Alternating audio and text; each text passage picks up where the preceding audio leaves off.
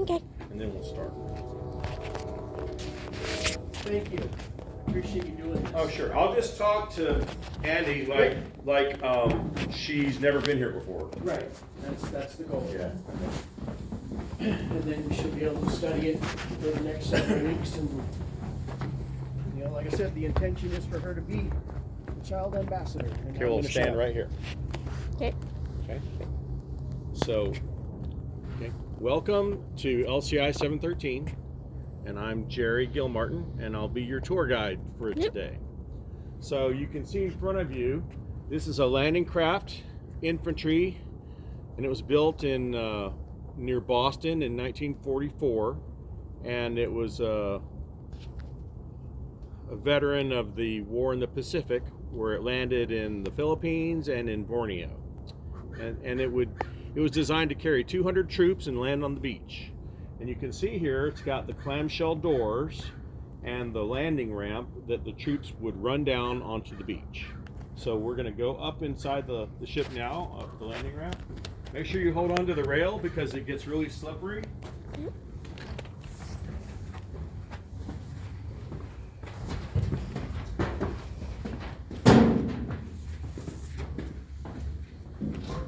Now this is called the ramp room, and in the ramp room you have a way to pull in the ramp and put the ramp out and open and close the doors. And also up here is another hatch that goes down to the bosun's locker. That's where they store ropes and lines and chains and stuff like that. And then over there is the troops' bathroom. It's called a head, and it's a trough. And then there's a deep, well, it's not a deep sink, but it's a washing sink so you can shave.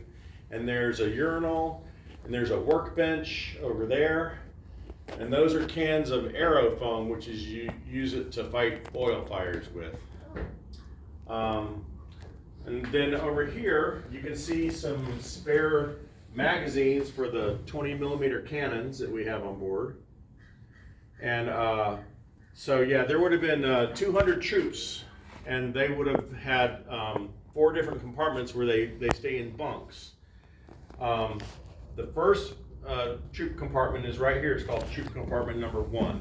So we're going to go down there, and so make sure, a lot of people go down the stairway backwards because it's safer, and you can hold on. Go back. So you hold on to the rails and you go down backwards so you don't fall. Thank you. Yeah, you got it.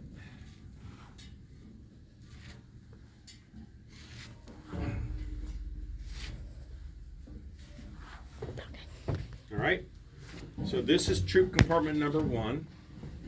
You can see all the bunks. They're 4 high, and there would have been 43 troops in this compartment. So you can see on every bunk they have these canvas pipe racks. This is called a pipe rack because it's made out of pipe and it has canvas in it. You can fold it up, but they would not have a mattress. They would just have their blanket that they brought with them, and no pillow or anything like that. And it was really crowded down here, as you can tell. But they would have had, all the guys down here with all their backpacks and their rifles and all their gear. We have some Army landing, Army and Marine gear that maybe the troops would have carried with them. Down here we have tents and sleeping bags, and over here there's like backpacks and all kinds of stuff. Yeah, anyway, so one of the interesting things on the ship is right behind you is this voice tube communication system. See this right here? Yeah. So you have a voice tube and you have a call bell, which I press the button, and I'm ringing a bell upstairs on the bridge in the pilot house. And then if they press a button, this little bell rings. And what it is, it's like calling someone on the phone. So when you want to call them, you go like this, and then they answer the voice tube, and they go, "Hello, who's there?" And you go, "The guys down here in troop number 1." So you can talk to each other through this voice tube. You just yell in it, and it works. If we had someone up there on the bridge, we could talk to each other right now. Oh, cool. But anyway, yeah. So this is you can see how crowded it was in here. So I just Yeah. wanted to point that out. Can It's barely really crowded. can barely move without anyone down Can't here. even fit through here. I know, right? I barely can. And you think about it, all these soldiers had probably never been on a ship in the ocean, and they would have all gotten seasick really bad. So Oh it no. probably would have not smelled very good then. No, probably not. 47 guys packed. Now we can look on here, and this is a bunch of antique firefighting equipment that they would have had on the ship. The thing that's most notable is that foam proportional nozzle. It's got that gray hose on it, and it would suck the foam from the can up into there and mix it with firefighting ocean water and squirt out foam. It was like a proportioner. That's what it's called. And then you have the different nozzles and stuff like that that goes with the fire hoses. So be careful, watch your steps around here. One thing a lot of people like to point out is the red seat. That was for guys that were sick and they couldn't, you wouldn't want to have them spread the disease to everyone else, so they had a special toilet seat that they had to sit on. Wow. Yeah.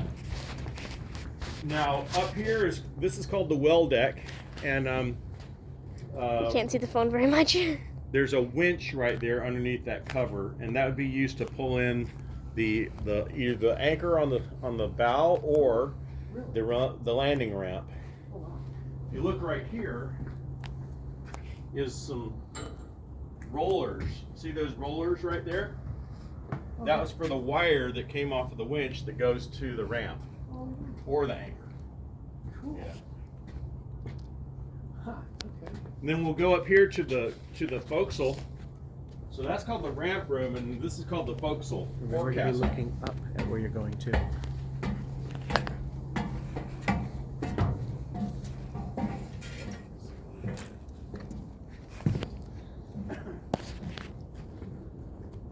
And this is a 20 millimeter gun mount number 1, and they would be able to spin it around and stand on these things. These are called depression railings, so you can point it downwards, like if there's someone coming in low. And then on these gun tubs, you can see the numbers. See all the white numbers? Yep. Those are relative bearings, is what they're called. And so, if the lookout with the binocular sees a enemy fighter plane coming from over there, he'll go, there's a bogey bearing 270, and then all the gunners go, where's oh, there's 270. Then they point their guns in the correct direction from whatever the lookout said, right? So because like when you're in the heat of battle, you might get confused, and so they have those numbers to make it easier. This is when you shoot the guns like continuously for a long time, they get super hot, and so they would take the gun barrels out and dip them in this tank of, this is like cooling water, so it would cool off the gun barrel, and then they would have a spare barrel which is supposed to be in a box right there, and they could swap out the gun barrels, you know, between when they were getting hot and cool. So going back this way, if you look back that way, you can see the bridge, and on top of the bridge is the conning tower, the con, and then you can see the other 20 millimeter gun mounts. That's number 2, number 3, and then behind them is number 4 and 5. You can't see them from here. Okay. So we'll go back down, and again, be careful on the stairs.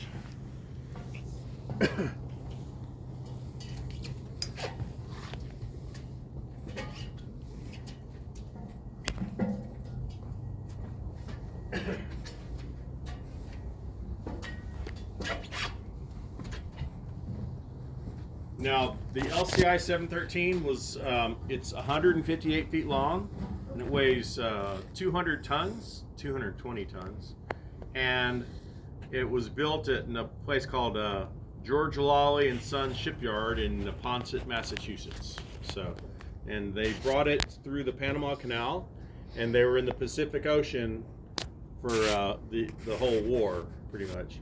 One of the things about it was really cool. On the very last day of the war, there was a group of sailors that were the crew, and they had gotten a whole bunch of beer for the whole flotilla. And they were, on the last day of the war, they were drinking all the beer. And they came in these steel cans, and they had a steel can opener on top of it. And so they were standing like right here, and they were drinking a beer. But the one guy lost his bottle opener for the can. So what he did is he grabbed the fire axe, which goes right here, picks it up, and he puts the beer can on the deck, and he hits it with the pointy end of the fire axe.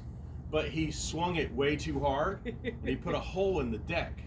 And you can still see the hole, which is right there. Oh, cool. That's the hole in the deck that he on the day the war ended, by drinking beer on the ship. Yeah, which you're not normally supposed to do, but you know, because it was the last day of World War II, they were celebrating. Yeah. So that's cool. We had a veteran come back to the ship, and he was one of the two guys standing there. He was the one that was watching the other guy. And he comes on the ship and he goes, I wonder if that hole is still there. And he walks over here and he says, there it is. It's like, what? Oh, that's What are you cool. talking about? And he goes, his name is Hubert Miller. Yeah. All right. Anyway, so go this way. Now we're going to go inside this is called the deck house. And inside, the first thing is the crew's mess. So this is called the crew's mess. And the mess is where you eat meals, and so there's 4 folding down tables. One of them is right there with that picture on it. Then you have these other 4 tables, and they all fold up against the wall just like that one, if you need more room. So anyway, you could seat 24 people in here at the same time and eat chow or whatever. And so then if you look all the way back, there's the main passageway that goes all the way back to the stern. And so we're going to get to that in a minute. But so while we're up here, you have this is where the Army officers would stay. It's also the sick bay. So come on in here. So this is sick bay, and there are 9 bunks in here, and also the ship's doctor would stay in here, and he would have been a hospital corpsman. First class, or back then they were called pharmacist mates. And so pharmacist mate who was enlisted would stay in here because he was the doctor of the ship. They didn't have a real doctor. And then when the Army was on board, they would have officers that were in charge of the Army guys, and they would stay up here separate from all the troops down below, right? And these bunks have mattresses, so these are a little bit nicer, and they're not 4 high, they're only 3 high. So it's a little bit nicer of a bunk, you know. And there's a lot more space in here. Yeah, there is. And so we have some, some foot lockers and stuff like that in here too.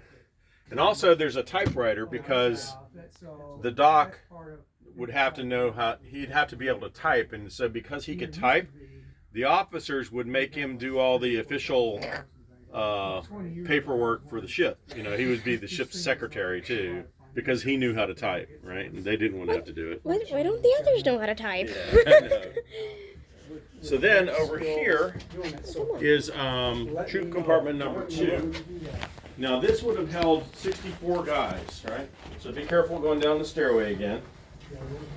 But if you look right here on the thing, it says 64. So there would have had 64 bunks down in here.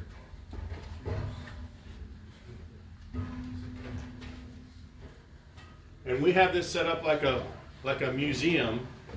So we have photographs and stuff like that. So yeah, this is like different photographs of during World War II. And now most of the people like this picture here, this board, because this shows all the ship's mascots.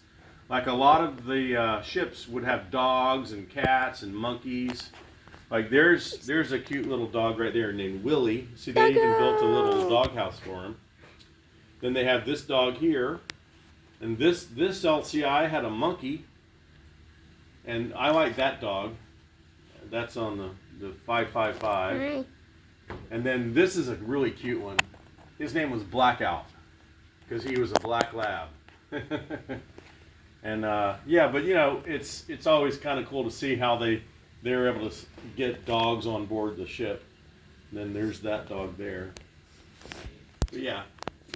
Another thing we have here is this is a battle flag from LCI number 43, which was one of our founding member Gordon Smith's. That was his ship, and he was the quartermaster on that ship. And this flew over the ship when it invaded the beach at Anzio, and also it was the invasion of southern France, Salerno, Italy, also.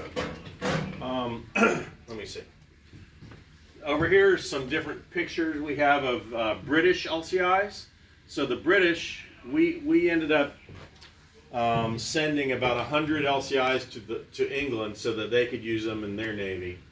And so, you know, it's like they had a little bit shorter of a tower. You can see how the tower doesn't go up very high because they wanted to keep them low so they could sneak in. Smart. Yeah. Now, we carried some guys from the U.S. Army 41st Division, and they are based right here in Portland, Oregon. And so this is a uniform of the 41st Division. And it's really kind of cool when you look at it because they were known as the Sunset Division. If you've ever been on Oregon State Highway 26, it's called Sunset Highway. Well, it's named after the Sunset Division, not after, because the sun's in your eyes when you drive down Sunset Highway. It's not named after that. It's named after these guys who fought in World War II. And we actually carried some of them on this ship during World War II from the 41st Division.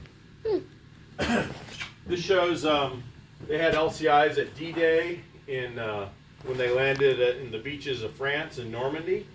And so these are just different pictures. And Gordon Smith, that same guy that has the flag over there, he collected these nameplates from a crashed German fighter plane and a wrecked German truck. And so, this is a piece of a propeller blade of a German shot down airplane. My favorite one is this one here. It's the machine gun where it says lay ammunition belt in the box this direction. That's what that says. So basically it says, you know, so you put the bullets in correctly. Yeah. And but this is something a lot of people don't know. So this is a German World War II belt buckle. And what it says on there, it says, God is with us. So the Germans thought God was on their side during World War II, and everyone else thought God was on their side. Like the Americans thought God was on their side, you know, so it's just kind of funny that the Germans have that on their belt buckle. Yeah, I never knew that. So over here in the middle part is a captured Japanese battle flag. And this was in Shanghai, China, right after World War II was over. And the guys rowed in a boat over to capture it right after, like this is like 2 days after the war was over. And they captured the flag and brought it back to their LCI. Then you can see some different models of LCIs. They're pretty good size. That one there, the 1033, that was made by Carl Chappell. That was his ship, but he also made these other ones too, because he got into like people would ask him to build a model for them. So he started doing that. And then down here, you can see there's some a little bit, if you look down in the floor, there's a hatch, and that's the sonar dome hatch, but they never put sonar on this particular ship, but they would keep stuff like, you know, cans of food and stuff down there. Over here is the stuff about the Australian 9th Division, the Rats of Tobruk, and we took them and landed them on Borneo. And this is a little thing about Operation Oboe 6, where this picture was actually taken from this ship that we're standing on, of the Aussies walking through the water onto the beach. And so this was right before the end of World War II, and you can see the makeup of the troops that was on this exact ship. It was like different Australian infantry and transportation platoons and stuff like that, you know. But yeah, anyway, this is these are inflatable life jackets that like a pilot would wear, but also they're a lot less bulky than the other ones. These are the other ones here. And what we do is you can purchase a life jacket sponsorship plaque. It's kind of like having a brick in the museum. And so what we do is we put your plaque onto a thing and then put it up there with a life jacket in the overhead, which is where they would store life jackets. And coming around here, so this is a picture, this is a board of all the guys on the crew of this LCI-713 that they took these pictures, you know, while they were on the ship. And like the captain of the ship is Walter Paris, that's him right there. And then this guy here is named Jerry Ballspaw, and he was from Pennsylvania. And his nephew came and gave us a whole bunch of these pictures. It's like, wow, we never had seen these. But one of them we got was a combat photographer. His dad, Ken Cracked, I think that's how to say it, Krachc. And so you can see the 711, and right there is the 713, and that they landed on the beach at Zamboanga. The 41st Division was there. So that's us on the beach right there. You can see 713 on the tower. Yeah. So that's pretty cool. And out of the blue, he just said, "Here you go." So yeah, so this is troop compartment number 2, and so now we're going to go back up into the crew's mess.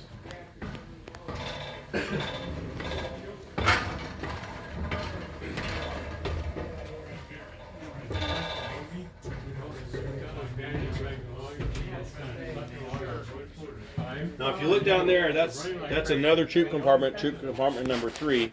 We're not going to go down there because we just use it as a tool room. But you can see it would have had about 64 people down there as well, because it's a pretty big compartment. They would have had all those bunks just like in number 1. Remember? Yeah.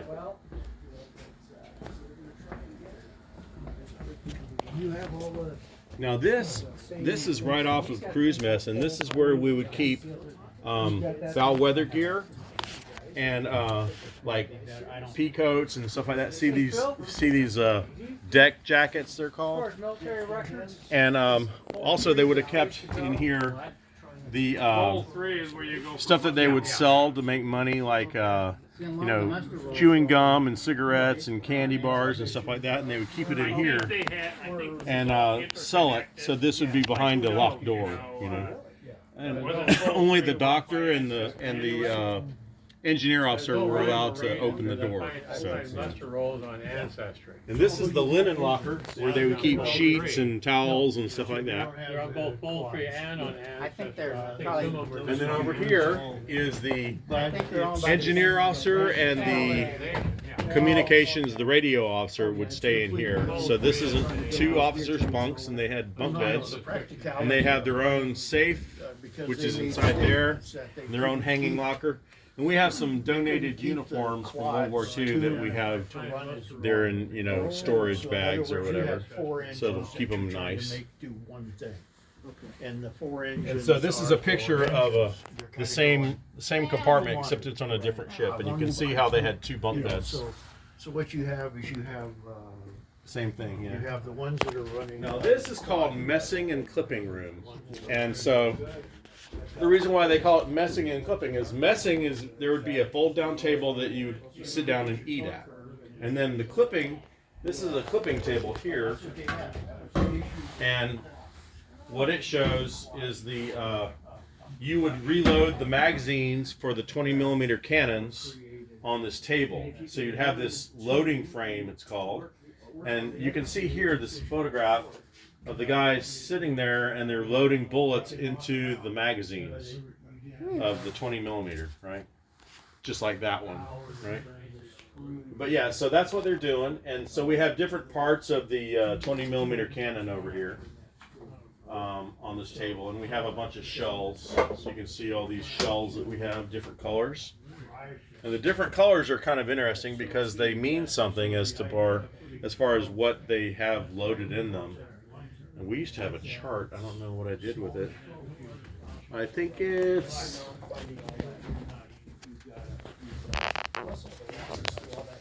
it's a color. Oh, here it is.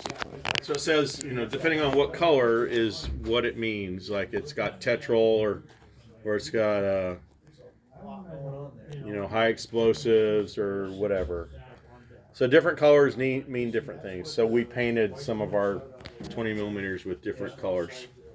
Now this is a actual real 20 millimeter cannon with the shoulder stirrups that we just obtained this recently. But it's got complete with the magazine and the gun sight. I think this is called a Mark IV gun sight with the little spider web on it. And you could put your shoulders in here, and you pull. This is the trigger that you pull the trigger right there. See? Yeah. And this is the safety and the fire switch. So if you want to fire, you have to take it off safe, and then you can fire it. See, right now that's locked, so that's safe. And then you pull it up, and now it's fire. Yeah, and that's all you have to do. Then we have 3 other cannons there. They're in storage for when we get mounts up on the deck. If we kept these up on the deck, they would probably grow legs and walk away in the middle of the night, you know, so we don't want to do that. Anyway, over here is the radio room. The radio room is kind of cool because it's got a working radio. Yeah, so I can turn it on. Now this is a Collins TCS transmitter and receiver, and they have vacuum tubes like that. See, that's a vacuum tube right there. It's before they invented transistors. They had vacuum tubes that did the same thing. Well, anyway, so you can hear it works. It's like AM radio, really low in the band, and I can see it's got Christmas music. So how cool is that? But we also have a typewriter in here because they would receive secret messages and type them down and stuff like that. They could also send and receive blinker code, you know, beep, beep, beep, beep, beep, beep, with these things. This is called a Morse key, a code key. This is more like it. This is a real one here. That's a practice one, I think. But yeah, anyways, so there's different styles of them. And you would hook that up instead of a microphone. See, right now we have this microphone hooked up. See, so you would actually, if I press this button, I will be transmitting, so I don't want to do that. But yeah, so you would hook up the Morse code key to that. You know, just plug it in, and then you could send Morse code. Oops. Don't throw the microphone. No. Sorry about that. Anyway, so this in here also is the chart room.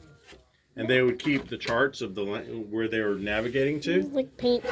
Yeah, it's on a piece of plastic over it, so it's not really on the chart.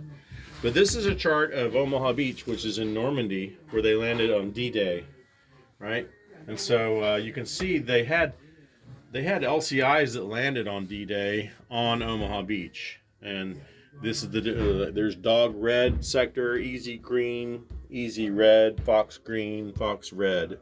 So, you know, on the left was red, and on the right was green. So you know, easy, red, green, dog, red, green. So it doesn't show dog green on it because it's too far out. It's off the map.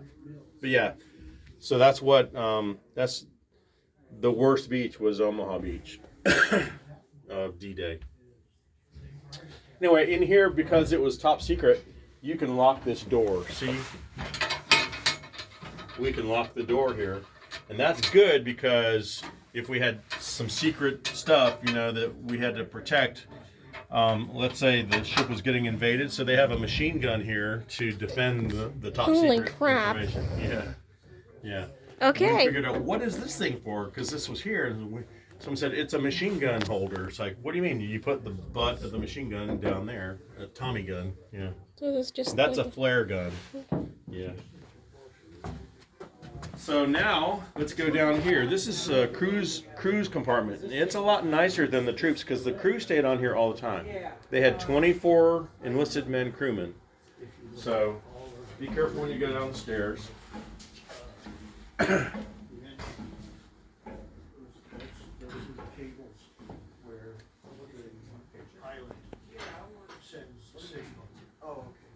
Well, that's for the engine motor toner. Yeah. Okay. So this is actually a lot.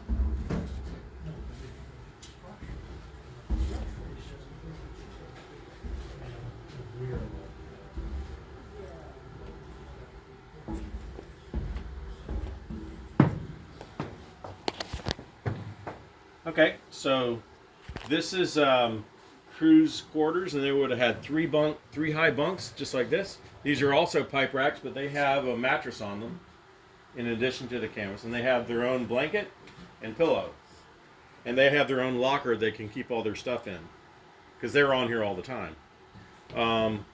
One thing about it is over here you have the ship's gyroscope, which you would use to help navigate with. So it like tilts and whirls, and it's like a compass. It tells you which way north is, right? Yeah. And anyway, so over here also we have a display of old. This is a photograph of most of the ship's crew, and that was taken in 1945, I think. And then this is a list of, okay, the first 24 guys was called the plank owners, and that was them. And then after they left Boston, where they got built, then other people showed up. You know, most of it was towards the end of the war. But this is the plank owner crew, and then these are all the people that were ever assigned to the 713. So there's 75 enlisted men altogether. Wow. And there's like 7 different officers. Over here is like a display of all the enlisted men's uniforms. So you got, this is a signal man. He would wave the signal flags. This is a quartermaster. He would steer the ship. This is a bosun's mate. They would do like the deck equipment and the anchors and stuff like that. These look very similar except for the symbol. Yeah, those are crossed anchors, you can see. And this is called a crow, although it's supposed to be, it's an eagle really, but everyone calls it a crow. Then over here, so this is right arm rate. See, this is on their right arm, and then this is before the end of 1949, I think, is when they changed it. So these are left arm rates, and so this is a motor machinist mate. This is a damage controlman or a hull technician. I think it's damage control. And then another machine. This is a regular machinist mate, and that's a motor. See, motor means M-O, motor. That he would work on engines, and this guy would work on steam turbines. And then, yeah, so you can just see the different. The right arm rate would be in charge of operating or fighting the ship, whereas the left arm rates, these guys would be in charge of like down below and not really in charge of, you know, where the ship is going or who it's shooting at. It's just like running the engines. Yeah. Now in here, every sailor had to go through boot camp, and when they went through boot camp, they had to have a sea bag inspection to make sure they had all the stuff. They were issued all this stuff in boot camp, and so they would tie up their, like they would roll up their shirt and tie those strings around it. Those are called tie ties. And so you see there's 2 pairs of pants, there's 3 shirts, there's 2 towels, there's all these t-shirts, there's their dress uniforms. They would put this all into a duffel bag like this. This is one of the duffel bags. All this would fit in here, right? This is just a standard old duffel bag. But all that would fit in here if you rolled it up like that. So that's why you had to roll it up, or you'd never be able to fit it. Anyway, over here, we have a locker that we went back to Stevenson, Washington, and we put an ad in the paper that said, hey, if you guys got anything off of that ship that used to be there, we'd like it. And someone came and donated this, and we opened up the locker, and inside of it they had these newspaper pinup girls that were still on it. But so this locker actually came from this ship, we think. And so we put you know, just some what they would have had inside their locker in there, and so it's kind of cool looking. Another thing that's really neat is a lot of sailors would go to like China, and they would pay like a tailor or an embroiderer to put like really fancy decorations on the inside of their uniform. Most of them would put them on the inside of their sleeves. They're called dragon sleeves.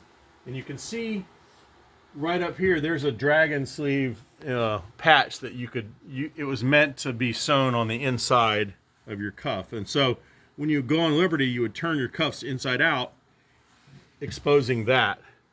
So it'd be kind of like a neat thing. But you can see it's really ornate. I mean, that's a really cool looking dragon, I think.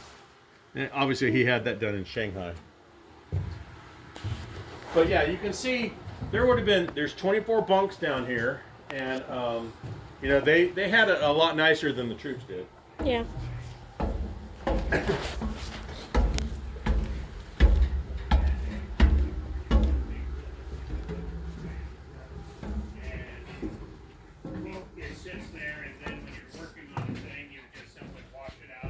Okay, this is the officers' eating room. It's called the ward room, and they have their own toaster, they have their own entertainment radio, and there's room for like 6 people to sit down and eat at the same time. Now they would be brought their food from the galley, which is right there, really close, and so but you know, you wouldn't have to serve yourself. You'd sit down and then they'd bring you your food. Now we also have some pictures and some stuff. Like this is a replica of the builder's plaque. So the ship was built by George Lawley and Sons in Massachusetts, and the whole number and the date it was commissioned. And this is a picture of the ship's officers. That's the captain, that's the executive officer, that's the engineer, that's Jerry Balsbaugh, and that's Marlowe. He was the radio officer. And then there's a little town in Massachusetts called Millbury, and they raised money to build the ship by selling stamps and war bonds. And so they presented this plaque to the captain the day the ship was commissioned, and we have a photograph of it right over here. If you look right there, see that plaque in their hand? Well, that's the plaque right there. So that's the captain, and there's the bank president that was giving them the plaque. He was the guy that raised the money to build the ship. We have all their names down here of all the guys in the picture. So that was pretty cool. But Jerry Balsbaugh, which is that guy right there, you see him? See him right there? That's Jerry Balsbaugh. He was the engineer. Well, when they were in the Philippines, along with the ship's doctor named George Cavar, if you look in the wardroom, Andy, you see inside the wardroom, there's that picture of the girl next to the toaster. And Jerry Balsbaugh is on her right, or her left. And then the doctor, George Cavar. So they met her. She was at a Bob Hope USO show. And she was like a famous, Hollywood girl. And she was in the USO troop with Bob Hope. And so they met her and walked around on the beach and looked for sand dollars or something. And so she sent them a signed photograph after. It says, "To the LCI-713, you guys are great beachcombers." And so that's what that was about, was when that day when they went beachcombing in the Philippines when they were there. But yeah, anyway, so over here is the captain's stateroom. Both the XO and the captain would stay here. So Walter Parris is the captain, and that's a picture of him sitting at his desk. And then above him would be the XO, which would be Gordon Hauser. And so this is where they would stay. And of course, they have their own hanging locker, and they have their own safe. So, we tried to set it up the way it looked back then. So then over here, you can see this is an escape plan. This is a bulletin board. And this is the way the officers would look when they're sitting inside the wardroom. You see the toaster and the radio. And this is not our ship. This is a different ship, but it shows you what it looked like. And, okay, so that's the wardroom.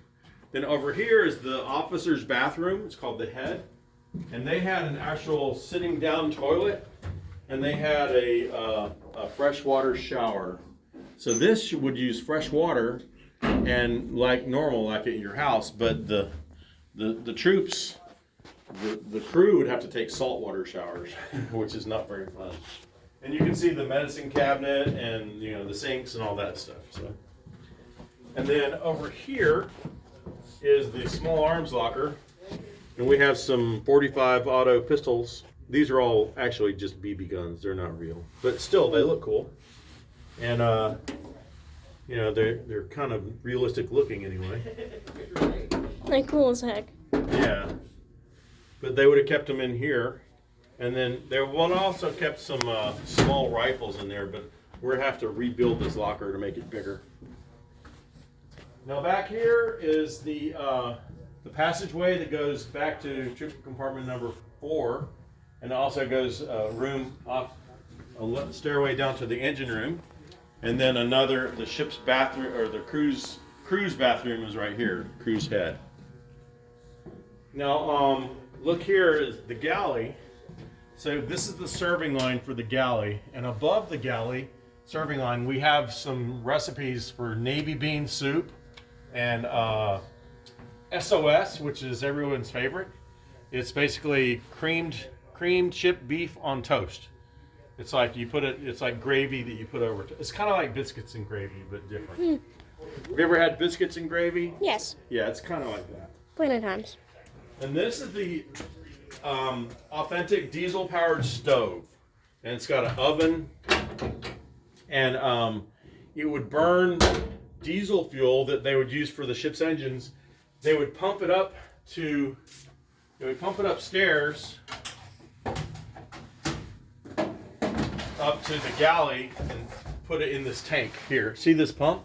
This is a pump. So you would pump this pump and fill this tank with diesel fuel. And then by gravity, it would just come out here and go through a pipe into this little thing here. And then this would allow the diesel fuel to get into the stove where it would burn. It has like a wick that would, like have the diesel fuel come out. It gets, yeah, like a candle. No, more like a lantern. Have you ever seen a wick on a lantern? Like an oil lantern? Where you can turn it up? I think we can see it. Remove these pops.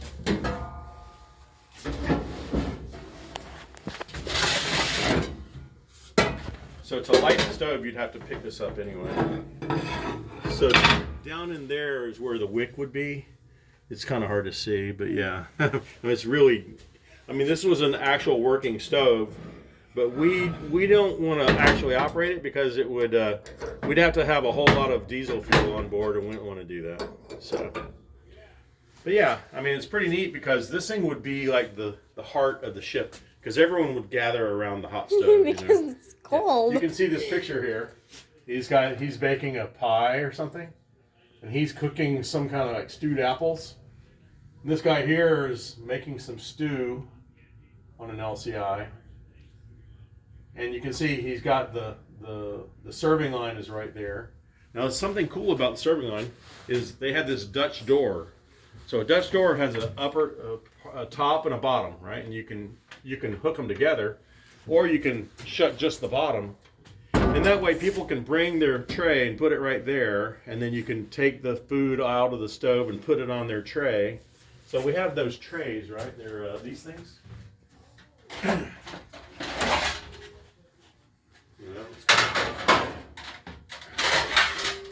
So you would take this steel tray, and you would bring it, put it right there, and then the cook would take his spoon and spoon some stuff from the pot and put it in your tray, and then you'd go sit down and eat. Right? Isn't that neat? Yeah.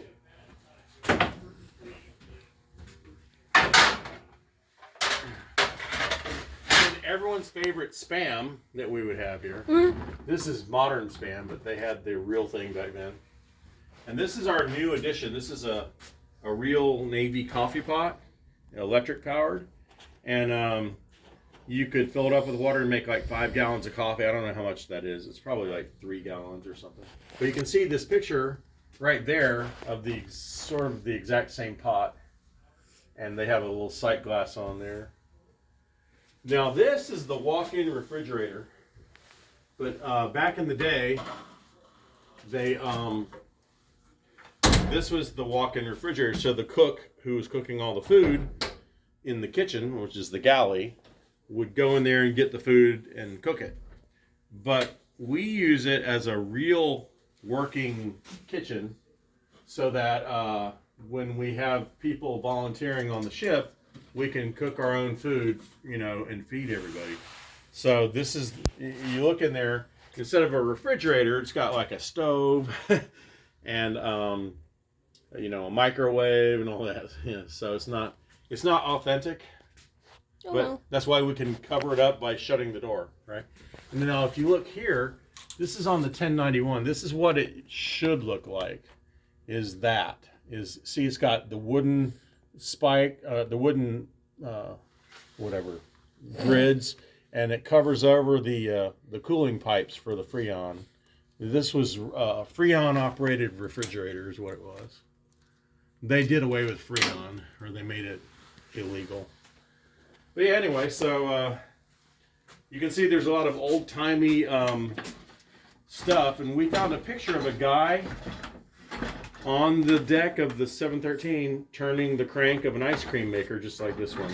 So we decided to get an old-timey ice cream maker so we could recreate the photograph.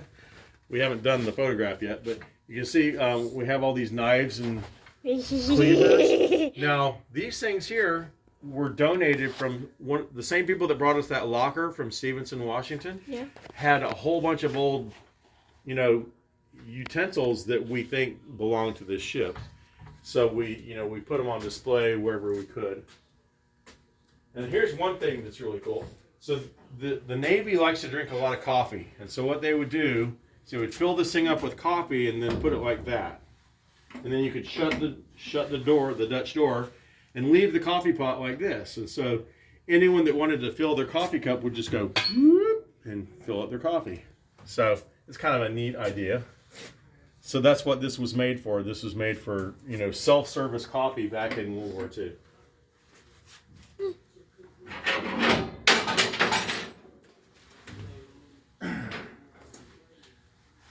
See, that goes there, I think. Looks like it. I need to fix it. Anyway. Now this is our donor recognition board. And it's, just shows some people that have donated money over the years. And there's John's dad, Don Ragno. And different LCI guys. There's Chuck Kellogg. That's when he was a little boy and his mom christened the ship LCI. So you look down in the engine room, but I don't think we should go down there because it's kind of steep stairs. But down there we have the original switchboard. If you can go ahead and stand in there and look down. You see the black thing with the red? That's the original switchboard panel. And it's got knife switches, it's called. And it's basically like instead of a modern day breaker that has these really old school knife switches and fuses. And so it's back when it was energized, it would be kind of dangerous to be around it because you could just touch it and shock yourself. So we don't have it hooked up. It just looks cool, because it would be too dangerous to have it actually hooked up. And then in here is the crew's head. They also have their own washing machine back there. So this is the washing machine. This is an old-timey one with an agitator and a wringer. This is the wringer right there. And so that's an extra wringer that we have. And then here's another sink that you could use to shave or wash, And then this is like a deep sink for mopping with. And then you can see the two sit-down toilets. Now, there's not very much privacy in that. And they also have a saltwater shower right over here. If you look, see the shower? That would have been salt water. And so it wouldn't have been very fun. No. And thing is, there's a picture that shows just how fun it was. This is a real picture that I think they weren't posing that. They were actually going. And so they took the picture of them sitting right there on that. So anyway, out here you have this. This is an old This is a damage control tool roll, right? So this says a tool roll. It rolls up like that. It's a piece of canvas, and all the tools in it are here. So we recreated this picture in real life with real tools. So I like looking at old tools because it's kind of neat. And those Wiggly are wrenches. it's a bunch of old wrenches, yeah. Wiggly wrenches. I know, isn't that cool? Why are they wiggly? I don't know. So you can get a better grip on it. Yes.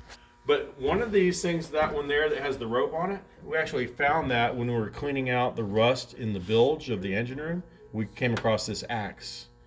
And it was like, wow, that's cool. And then another thing we found was this hammer. We found it too. It didn't have a handle on it, but you know, we put a new handle. It's like, that's pretty cool. Yeah, it looks new compared to everything else. Yeah, but you can see that the head was what we found. Yeah. We found the head of the hammer, and we found this entire axe down there. All right, let's go up into the bridge. I wish I brought gloves. I'm so cold. Doesn't help that I'm a lizard.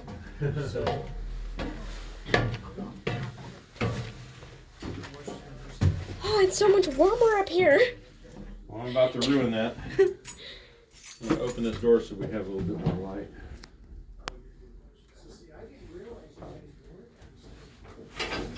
It's so tight up here. It does feel good up here. Compared to the freezing cold downstairs. That's nice. Ah. It's not cold anymore up here because of the sun. All right, so up here, this is the bridge. This is where you drive the ship. And so you would have two guys in here. You'd have the helmsman who would sit there, and this is the steering wheel, right? And then you have the lee helmsman who would stand here operating the engine order telegraph for the engines. So you would go to give orders to the engine room, right? And you have all the portholes with the these are called splinter shields. It's just a piece of steel that goes over the glass. Yeah. So it protects from bullets and stuff. And another Thompson submachine gun. And then this also is the bridge watchstander's desk. And they have charts here too of, like, this is D-Day landing chart where they had LCIs. There's the same thing, dog green, all those. And so Dog white. Yeah. What's white? Yeah, let's see. Yeah, dog white, dog red, dog easy green. Yeah, I don't know why there was a white, but What is white? so there's green, white, red. They split dog into three, I guess. Yeah, see, either fox green, fox red. So what was right here? It says dog red. See. Yeah. But anyway, yeah. So now, if you look out here, this is the actual beach, and this is all the ships coming in. And so, see, they had LSTs, and they also had LCIs with the LSTs. And so the LCIs, they would stay in this little circle until it was time for them, and then they went in. But yeah, these are all the ships that supplied troops onto D-Day. Cool. Now, this is where I was telling you about down in troop number 1 when I was pressing that button. So if you press the buttons here, you can hear them ringing. So listen if you hear it. Hear that? Oh. And then radio room. Oh, that doesn't work. XO. CO. Yeah, so you can hear them. So when I press the buttons, the little bell down there rings, right? And when they press their button, like we were in troop compartment number 1, right? So it's down there, but it's so far away we can't hear it. But remember when I pressed the button down there, this is what happened. This buzzer went off, and you see it says troop officers space 1 2 3 4. So this drops down. This is called a drop down enunciator. So I can reset it by going like that, pressing the button. And then if someone presses another button like radio room, then this one will drop down and say radio room, so I know who to talk to. Yeah, the radio room doesn't work though, this one here, but the troop officer does. Yeah. So if they were to press their button in troop officers, then a little thing down here like that one would come down and say troop officers. So yeah. Anyway. Light right here. Yeah, and this is a map light. So it's an adjustable beam. See on the bottom of it, you have this little thing. You can just, like, if you don't want a whole lot of light because it's, you know, it's really dark outside, you don't want to give away your position. So it still works. So you can adjust how much light's coming out of the lamp. I think they call it a slit lamp or something like that. But yeah. So you can control it, yeah. It's better to keep it not turned on because the light bulb will last longer. Oh, and here's something else. So this is the general alarm, right? And we had this hooked up. And so to do it, you pull it back. Here, I'll show you how to do it over here on this one. You pull it back and then you go. All right, so why don't you go ahead and do that? It's going to make a noise. Okay? You don't want to? Here, I'll do it. You ready? Okay. Isn't that cool? So That is loud. The whole ship has an alarm on it. And then let's go out here. So you can see the two gun mounts we have up here. We have number 2 and number 3. Number 2 is on the port side, number 3 is on the starboard side. And we actually have the gun in there, but it's welded in place so you can't steal it. And it's got the splinter shield, which is to protect you from, you know, from people shooting back at you, hopefully. And then back here, we have these nice plastic owls on the ship everywhere. Hi. And the reason why is because these crows would get little clamshells off the exposed mud. Then they would dive bomb the ship with the clamshells to bust them open. So we would come here in the morning and open up the ship, and the deck would be covered with broken clamshells from the crows eating clams. And so a way to scare the crows away was to put these. I wonder how soft an owl would be. Owls are mortal enemies of crows, I think. Well, they worked, didn't they? Yeah, they work. So up here is the that has to be fixed. This is the conning tower, and I'm not sure if I can fix that. Oh, that's how to do it.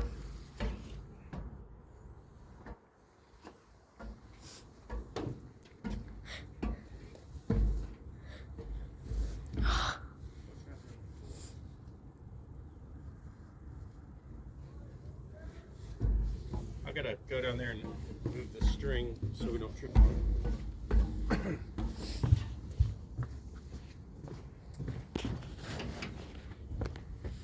There. Okay. So we'll go up the stairway to the conning tower.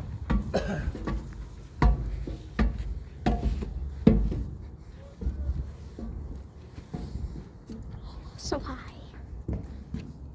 This is where the officer would sit and drive the ship, the conning officer.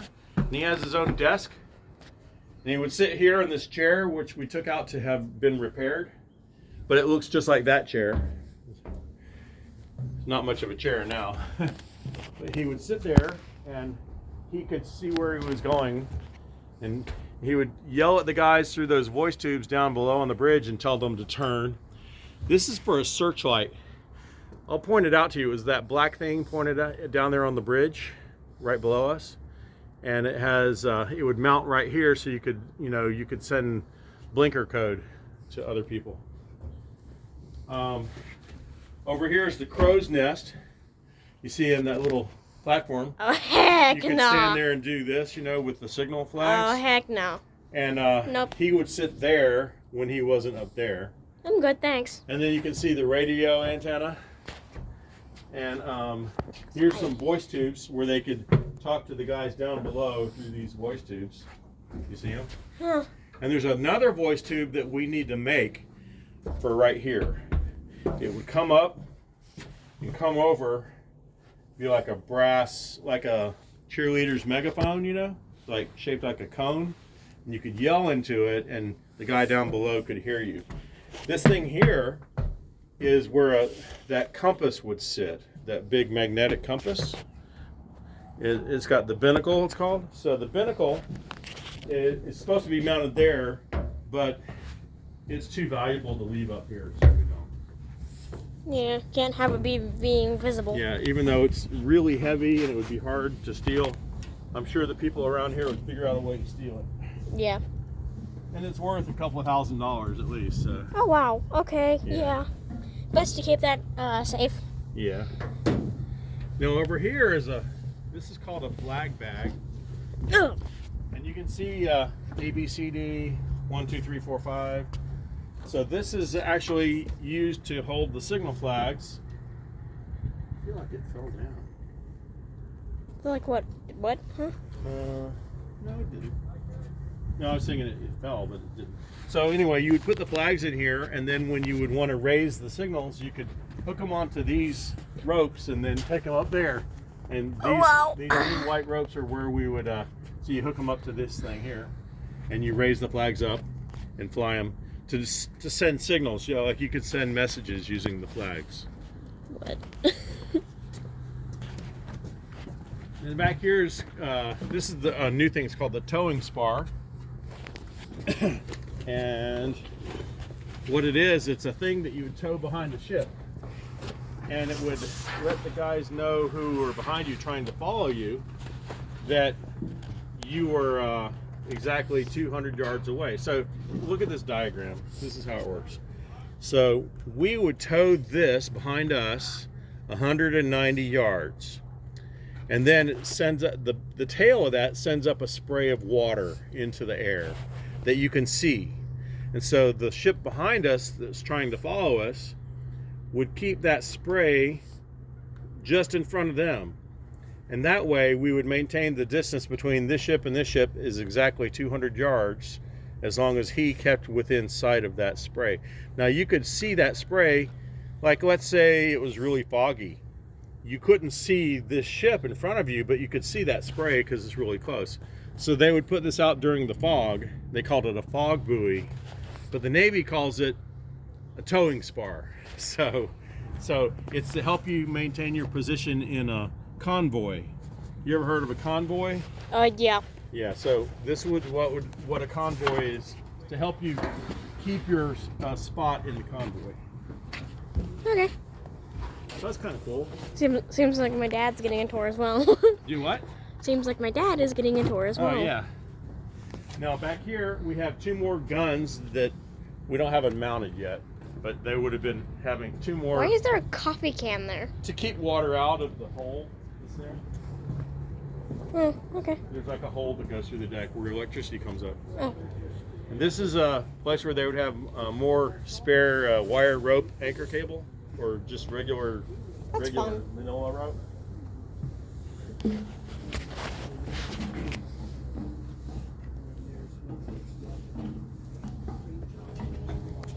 Those are the ones that they set by hand.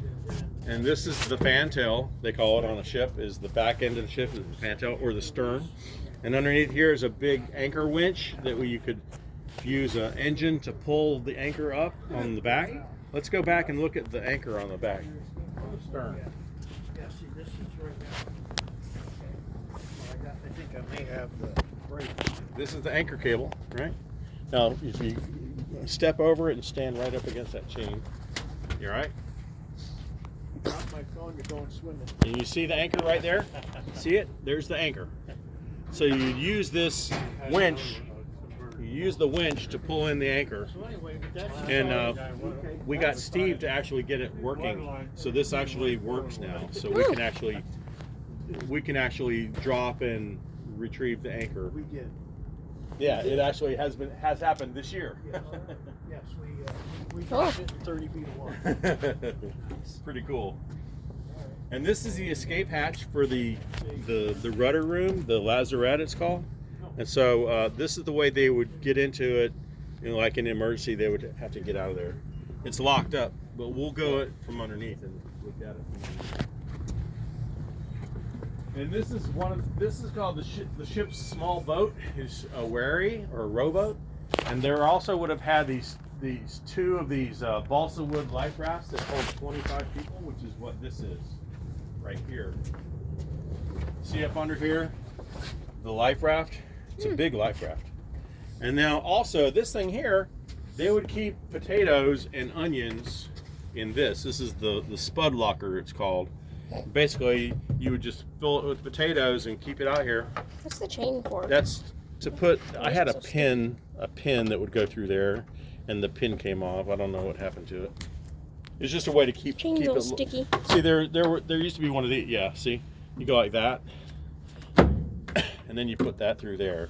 Yeah, so that's what that was for. Oh, and this is the mop, the swab, and squeegee and broom rack. So now we'll go downstairs and into. We've already been there, so we're going to go down this way into troop compartment number 4. This is the smallest of the troop compartments. It would have held 28 bunks instead of 45 like the other, 65 like the other ones.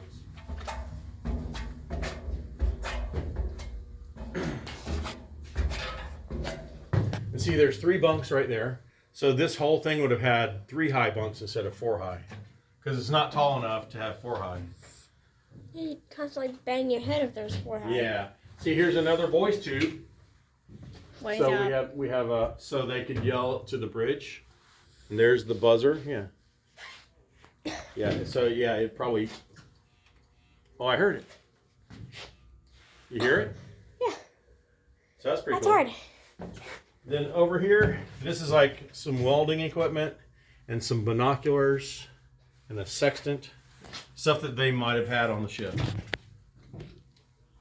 And this is our ship's library, where we can have like related. Okay, that is kind books. of secret. Yeah, it's a secret library. And we also have blueprints, a blueprint library. Plushies. Yeah. That's adorable. Oh, see the alligator, because it's a gator navy, they call it. The amphibious navy that landed on the beach. It could go from the water to the land, just like an alligator. So they called it the gator navy. And then let me see. Over there, there's some stuff in the display cases. The like the stuff that was inside the lifeboats. There's a fishing kit, emergency rations, a flare gun, and ration kits. So what are those?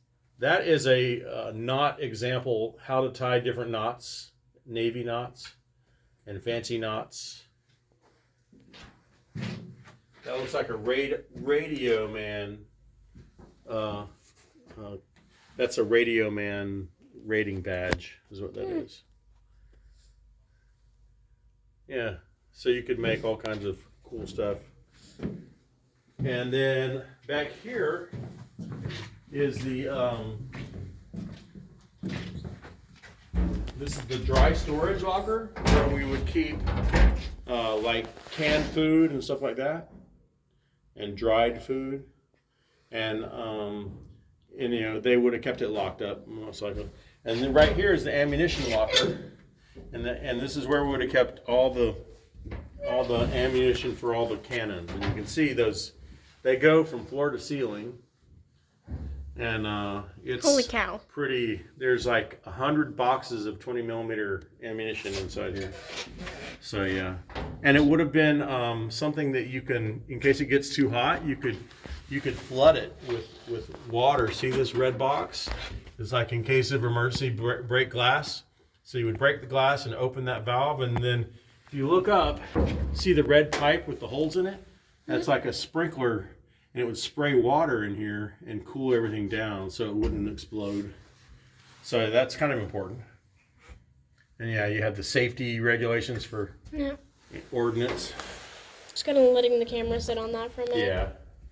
Then in here is the rudder room, which is where that escape hatch was that we saw above. Right there. Yeah. I worked down here a couple years ago.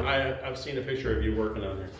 Yeah, so this is the rudder room, and we're working on getting the gears freed up. We have to soak it with some kind of like kerosene or something to free it up, because right now the gears are frozen in place. But you know, we're gonna do more and more work down here, and I think you helped paint down here, didn't you? I did. Yeah, so. I helped seal down here. Quarter seal, yeah, I remember that.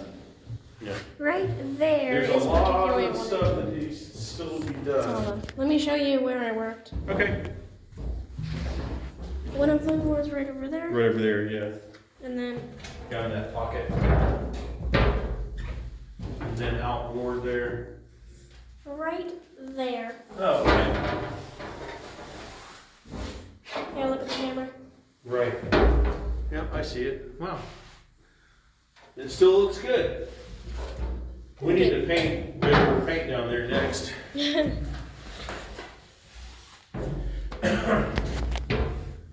so this is the electric steering machine. And the original one here it was underwater for like 20 years, and so it got all rusted. Holy. But we got another one cow. just like it that has never been underwater, and it's right in that other room right there. And so you could steer the ship using this switch, right? This is just like the one on the bridge. And there's a transfer switch. No, this is the transfer switch. This is this is the steering switch. And we took it apart and we put it right here. But it goes right there on the wall. And we're in the process of rebuilding it. But come back here to the dry storage room. So in there, you see that gray box? Where is it? Someone might have moved it. Let me go in there and see if I can see it. There's veggies and stuff right there. Yeah, yeah. Like 20 veg. Someone moved it. Oh, it's not in here anymore. I'll have to find it now. But yeah, anyway, it was like right there next to the steering wheel. But yeah, these are like plastic veggies. And this is a diagram that shows what should have been in here. See this piece of paper? Corn.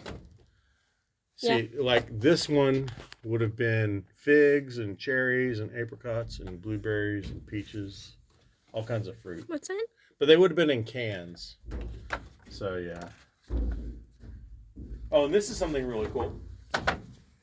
If you look right there in black writing in yellow, that says hull number 1514. So the builder that built the ship put that on there in 1944. And we discovered it by accident. It's like, what is that? It's like, oh, that's the builder's hull number, which is kind of cool. And I think that's pretty much it. We've seen everything else. So you've had a grand tour. Got any questions? Nope. All right, well, now you'll be able to give this, like, when is it going to be? Like in February or something like that? I have no idea, but we'll see. Yeah. So hopefully I didn't overload you with too much stuff.